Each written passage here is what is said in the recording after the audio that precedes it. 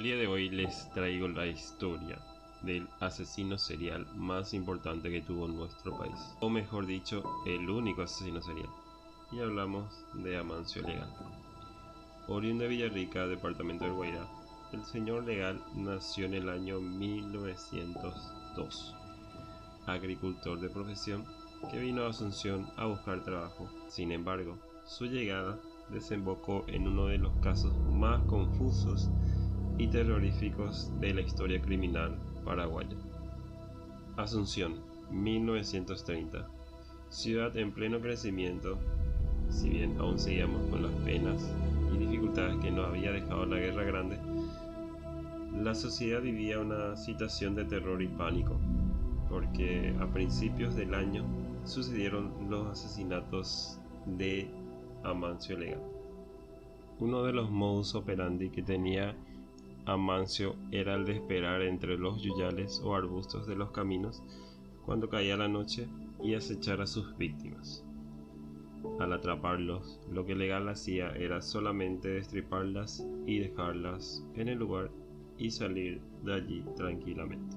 En el mismo año 1930 fue capturado por la policía, porque cabe mencionar que cuentan las historias, él intentó atacar a un policía y este policía supo aprovechar la situación y capturar a Legal, quien ya era buscado en aquel entonces a nivel nacional. Bien, teniendo toda la información de cómo operaba Legal hasta cómo se lo capturó, y si te digo que en realidad su verdadero nombre no era Amancio y que tampoco realizó la totalidad de los 28 asesinatos, bueno, existen otras dos versiones más sobre este caso.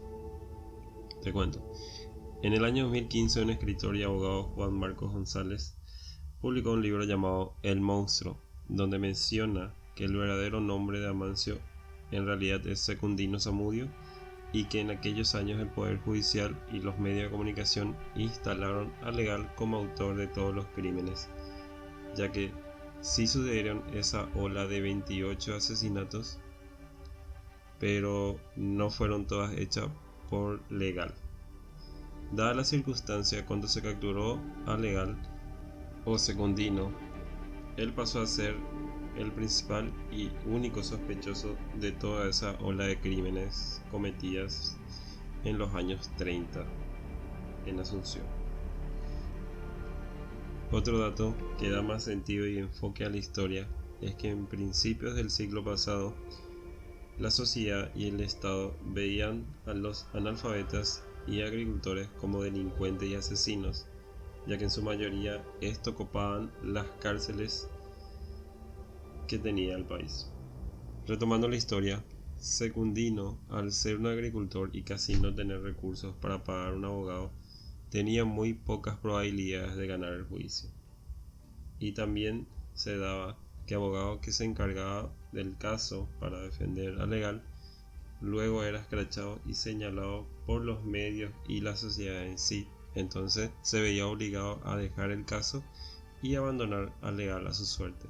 En fin, solo hay información de que Legal fue hallado culpable de 2 asesinatos, la de su patrón y la de su esposa, a quienes mató a palos, se relata.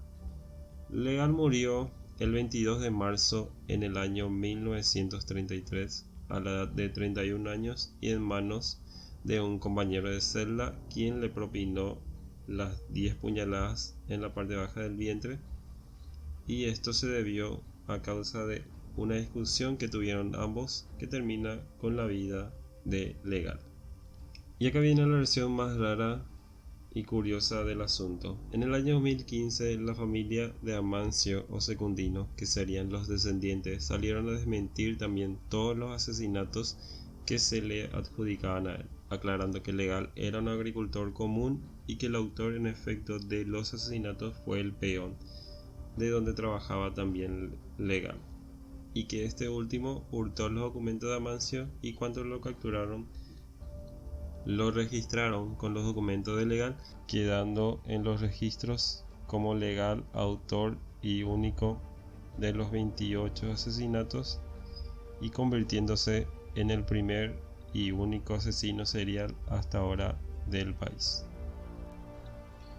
Este fue el caso del primer y hasta ahora único asesino serial que tuvo nuestro país, que podríamos decir que tuvo una sentencia dirigida por su clase social y por los medios de comunicación que se encargaron de construir la imagen de Amancio Legal que aún permanece hoy en día.